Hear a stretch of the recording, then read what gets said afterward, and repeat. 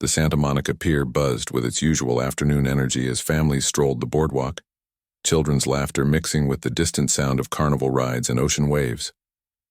24-year-old Emma Rodriguez maneuvered her wheelchair along the wooden planks with practiced ease, her blonde hair catching the California sun as she made her way toward the Ferris wheel. Emma had been looking forward to this outing for weeks. As a physical therapy student at UCLA, she rarely had free afternoons. But today she had decided to treat herself to some solo time at one of her favorite places. The accident that had changed her life 3 years ago had taken her legs, but it hadn't diminished her love for the simple pleasures of a beautiful day by the ocean.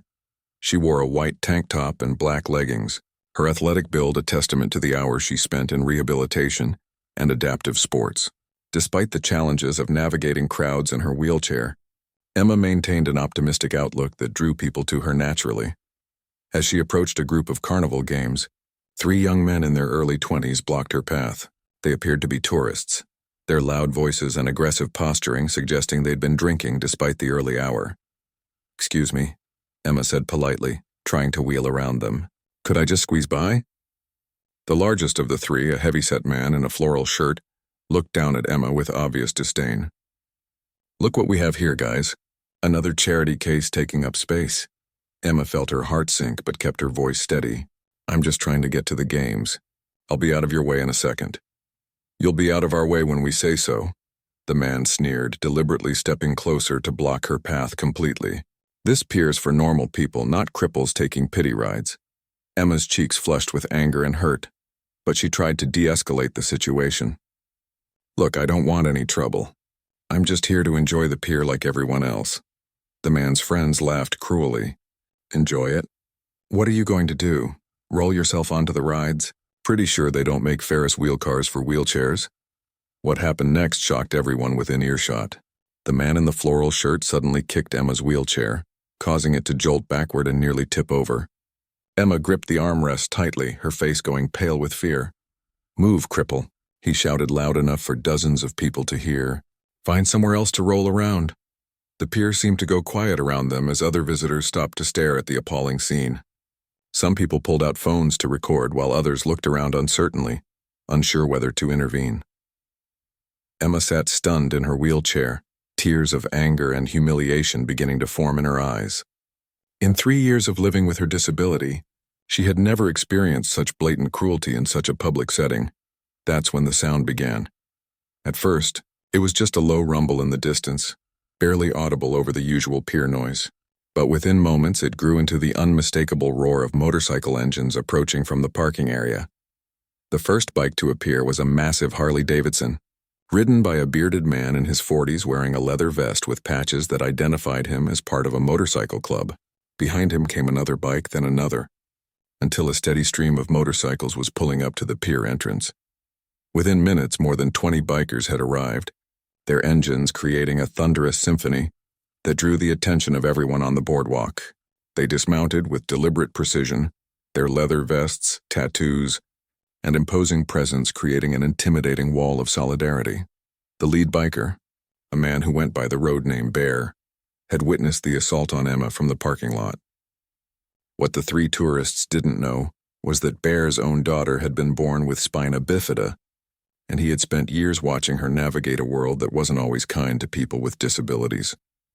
Pier approached the group slowly, his heavy boots echoing on the wooden planks. Behind him, his fellow riders formed a loose circle around Emma and her tormentors, their presence silent but unmistakably protective. "Gentlemen," Pier said, his voice carrying the quiet authority of someone who commanded respect. "I think you owe this young lady an apology." The man in the floral shirt, who had been so aggressive moments before, now looked significantly less confident surrounded by 24 bikers. "Hey man, this isn't your business. When someone kicks a wheelchair and calls a person names on my pier, it becomes my business," Pier replied, stepping closer. "See, I've got a daughter with disabilities, and she's taught me something important about courage." Another biker, a woman in her 50s with silver hair and arms covered in tattoos, moved to stand beside Emma's wheelchair. "Sweetheart, are you hurt? Do you need medical attention?" Emma looked up at the woman with gratitude, still shaken by the encounter. "I'm okay physically, just shocked that someone would do that." The woman, known as Steel Rose among the bikers, placed a gentle hand on Emma's shoulder. "Honey, some people are just small inside. But you're not alone here." Bear turned his attention back to the three tourists who were now looking around nervously at the circle of bikers. "Here's what's going to happen. You're going to apologize to this young lady for your behavior. Then you're going to leave this pier and not come back today. And if we don't?" the ringleader asked with false bravado. Bear smiled, but it wasn't a warm expression. "Then we'll have a longer conversation about respect, and I don't think you'll enjoy it as much as we will." The man looked around at the crowd that had gathered, many of whom were now openly glaring at him with disgust. Pier security was approaching, having been alerted by the disturbance, and several people were still recording with their phones. Faced with this overwhelming opposition, the man's courage finally cracked. "Look, lady, I'm sorry, okay? We were just joking around." Emma looked up at him with dignity and tact despite what she'd endured. Kicking someone's wheelchair isn't a joke. Neither is calling people names because of their disabilities. "You're right," the man mumbled, his previous arrogance completely deflated. That was really wrong." Bear nodded curtly. "Good. Now, gentlemen, I believe you have somewhere else to be." The three men hurried away, their exit accelerated by the disapproving stares of dozens of Pier visitors who had witnessed their shameful behavior. As the crowd began to disperse, the bikers remained, forming a protective circle around Emma. Steel Rose knelt beside her wheelchair. "Sweetheart, what's your name?" she asked gently. "Emma Rodriguez," Emma replied, her voice stronger now. "Thank you all so much. I don't know what would have happened if you hadn't shown up." Bear approached, his intimidating exterior softened by genuine warmth. "Emma, my name is Mike, though most people call me Bear. That behavior was unacceptable, and you handled it with more grace than those idiots deserved." "Are you really part of a motorcycle club?" Emma asked, curious about the patches on their vests. "We are," Steel Rose confirmed. "The Guardian Angels MC. We do charity rides for children's hospitals, veterans organizations, and disability advocacy groups. Taking care of people who need support is what we're about." Emma's eyes widened with interest. "That's amazing. I'm actually studying to be a physical therapist. I work with people recovering from injuries like mine." Bear's expression softened further. "Emma, that's exactly the kind of work the world needs more of. People who understand what it's like and want to help others through it." One of the younger bikers, a man with intricate tattoos covering his arms, stepped forward. "Ma'am, would you like us to escort you around the pier today? Make sure you can enjoy your visit without any more trouble?" Emma looked around at these unexpected guardians, tough-looking men and women who had dropped everything to defend a stranger from cruelty.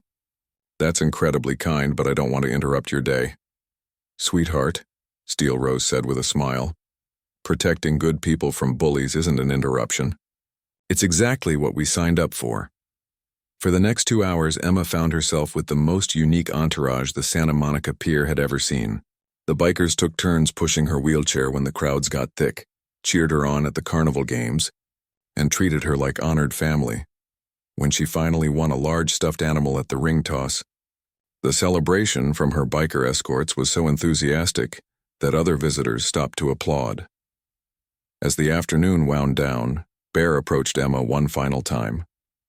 "Emma, I want you to have something." He handed her a patch from his vest, one that read Guardian Angel. "I can't take this," Emma protested. "This must mean something special to your group." "It does," Bear confirmed. "It means you're under our protection. And more than that, it means you're someone who embodies what we stand for: courage, dignity, and strength in the face of adversity." Emma held the patch carefully, tears of gratitude replacing the earlier tears of humiliation. "You've all given me something I can never repay. You showed me that there are still good people in the world who stand up for what's right." Steel Rose hugged Emma gently. "Honey, you didn't need us to be strong. You were handling that situation with class and dignity before we ever showed up. We just made sure you didn't have to handle it alone." As the bikers prepared to leave, engines roaring to life once again, Emma realized that her worst day at the pier had somehow transformed into one of her best. She had encountered cruelty, but she had also discovered that kindness and protection could appear from the most unexpected sources. The last thing Bear said to her as he mounted his motorcycle stayed with Emma, long after the sound of engines had faded into the distance. "Emma, Never let anyone make you feel less than whole. You're not defined by what you can't do, but by how you choose to live despite the challenges. As Emma wheeled herself toward the parking area, the guardian angel patch safely tucked in her purse, she reflected on how a group of strangers had restored her faith in humanity when she needed it most. Sometimes angels don't have wings, she thought. Sometimes they have motorcycles and leather vests, and they show up exactly when you need them to remind you that you're never truly alone in this world.